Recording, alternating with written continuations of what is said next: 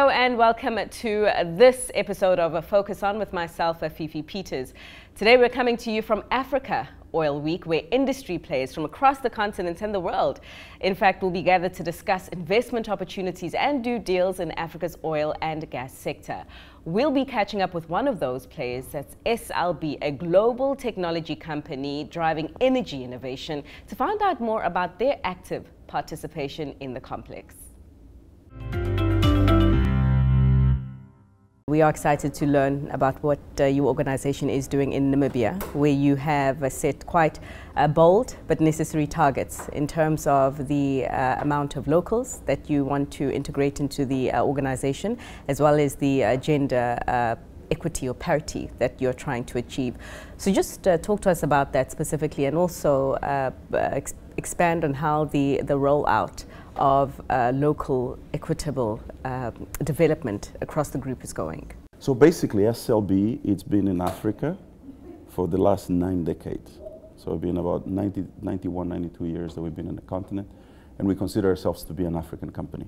Why? Because more than 85% of the workforce are actually nationals, working in their own country or throughout the continent, and many, many thousands more are working outside of the globe. So with that, with a percentage of nationals, people from the continent, hired, trained and developed in the continent, with the level of technical acumen, management expertise, we really consider ourselves to be this local, a classic definition of a global to a local approach. So very proud of that. I believe they call it global. Absolutely, yeah, the globalization. Yeah.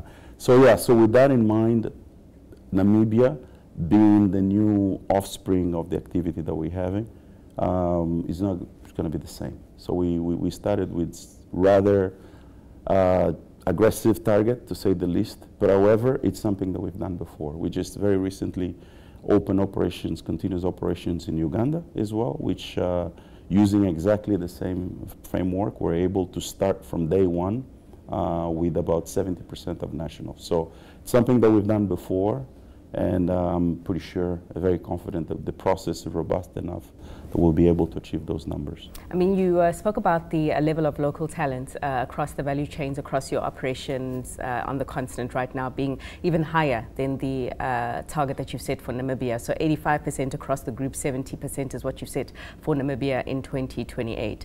But I want to talk to you about what's happening with the gender balance side of the equation. So 45% is what you're setting for Namibia. Just as the picture stands right now within the organization across your operating markets, what does the gender balance look like? So that is exactly the area that we acknowledge that we have to do a lot more work. We've made some very, very good progress over the years.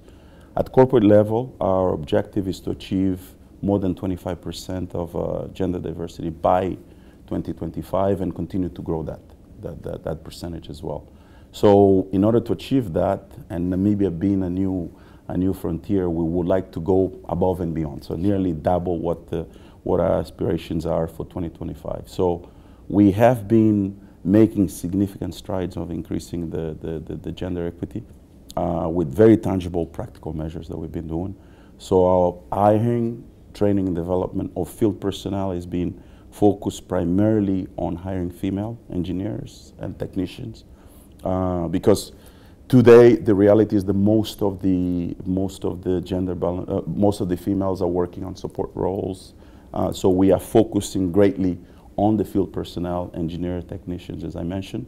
And to achieve that, as I said, hiring and training of the females done by us is the easy part. We are very confident with the steps that we are taking and the results that we're achieving. But it requires a broader approach. Because obviously our personnel go to the field to facilities that are operated by our customers. So we're also engaging our customers, and there's in general a very good collaboration, and there's a perfect alignment with the customers as well to ensure that we're creating the proper working conditions for the females to come, develop and strive in the future. So yep. There's still a road away of us, but I'm very confident that we're gonna achieve that. So 25% by 2025 is absolutely achievable. Okay. We are very close to that number, and I'm pretty sure that hopefully we're gonna beat that expectation.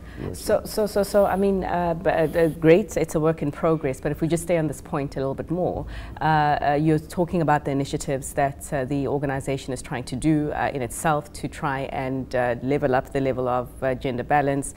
How you're looking at hiring, the training and development, but maybe also speak to the other side of that equation to say that is it also the fact that there's not enough women in the oil and gas and the engineering industry? I mean, is there a lack of supply in the pipeline that is making some of the targets for gender balance a little bit more difficult to achieve, or do you reckon that there are other factors at play? No, there are other factors at play. I think we are very comfortable with the pool of supply of engineers that we've been having over the years. So I think access to the talent is not an issue. Definitely not an issue. As I said, the case of Namibia is actually a country that we visited many universities, and a lot of the engineering students there, some of the best and brightest engineering students that we've met are female. So that's not supply of talent is not an issue. What are we doing also at the broader level, and to ensure that that pipeline of talent continues to evolve over the years, as part of our sustainability strategy at SLB, which basically it's a very people-centric approach, and he lies on 3 different pillars, which is number 1, people, number 2, nature, and 3, climate action. On the people side, we focus on, in order to ensure that we have the pipeline of the talent for the future, we also focus on partnering with the government and the countries that we live in to spearhead that interest for science. So we basically invest in education from primary level up until higher education level. On the primary level, we have a program that is called SEED. So it's SLB Excellence in Education, which basically our SLB personnel go to primary schools to teach STEM-related subjects, really to excite the kids, boys and girls, to learn about the crafts of science and become the next technologists and next engineers and scientists of the future. It's very, very successful. We've had some very, very interesting, to say the least, very interesting and very exciting experience throughout the continent. So the new energy system, a lot of people are saying it will focus quite strongly on renewable energy, although there are those who also say that, I mean, gas should be part of the new energy system, at least for the interim term. So then talk to us about some of the trends in technological innovation or energy innovation that you're talking about there, that you as a company are bringing to the table for your clients. Okay. So there are 4 areas that I would say we as a company, we're focused on. The first one is bringing technologies today that decarbonize industry as a whole. And this is not just the oil and gas industry, it's industry as a whole. As you know, take an example of the agricultural industry, it's a significant emitter as well. So if you look at technologies like, say, carbon capture, direct air capture, these are areas where we could help decarbonize, catch emissions as they come and do something with them. And the key thing is, if you reduce it, it is progress. Whatever, if you might not completely eliminate it, but it is a progress. So that's the first space, and that's where we're bringing technology in the first space. The second one is the core oil and gas business. I mean, we're aggressively innovating in this space, decarbonizing operations within the oil and gas space, and bringing through technologies that help operators within the space do what they do today, okay, and do that in a cleaner way. Of course, there's a significant focus on transiting to gas, within that core space of oil and gas. And as you know, Africa is massively endowed with, natural resources in the gas space. So that is within that core oil and gas space. And then the third area is everything around investing and bringing to the forefront technologies that would help in the renewable space. This is what we call the new energy. So As an example, we have things around carbon solutions, geothermal, hydrogen, rare earths and chemicals. We basically focused on 5 core areas where we basically see these are the areas where we think we can create value as we build out the new energy system. These are still mostly at the formative stage, but we're massively investing in this. And then also, just tying back to the core oil and gas, there's the whole thing around monitoring emissions, okay? Monitoring, we've got solutions around monitoring methane emissions and then having a clear plan on addressing that. So we've got solutions that we put to governments and to also operators within the space around that. Sure. What and then there's one more. There's one more space, and that's the last piece, which is applying digital at scale. Digital, just bringing, the use of digital technology, either from a decision-making standpoint or just from a more efficient use of resources standpoint, or just the time to value.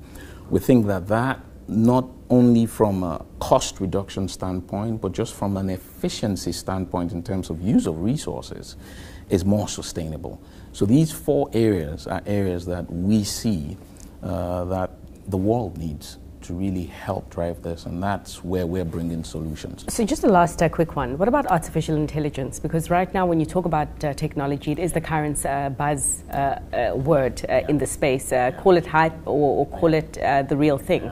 But when you think about artificial intelligence, perhaps give us your thoughts on what that looks like within your organization, and where in the value chain you reckon artificial intelligence could be impactful in helping you help your clients decarbonize some of their sources right now? It's an excellent question, and it ties into the digital box out of the 4 that I just put them. And artificial intelligence is a subset. What we call it is domain-powered AI. And what does that mean? We have a lot of big data. I mean, there's been so much data collected over the years, and I can tell you, we're just scratching on the surface of what we can use that data to do in terms of decision making. So what we've done and what we're doing with some customers is taking all of that, building artificial intelligence systems around that, and fusing that with our domain expertise. And what that is our technical experts, okay, which is where we see true power of artificial intelligence. It's almost like an augmented intelligence, where you take that, the AI, everything around big data, just machine learning that, and, just refining the ability to make decisions. I think AI as an evolution of digital innovation is the next step that is going to be humongous across industries, not just the oil and gas space. And the earlier, you adopt and use it to innovate, the better. We're very, very, very intrigued with the power of what AI can bring to the industry, and we're at the forefront of that in SLB. Sure. In our digital program. For some, it's already humongous across industries, but thanks so much for your time. We'll leave it there, sir.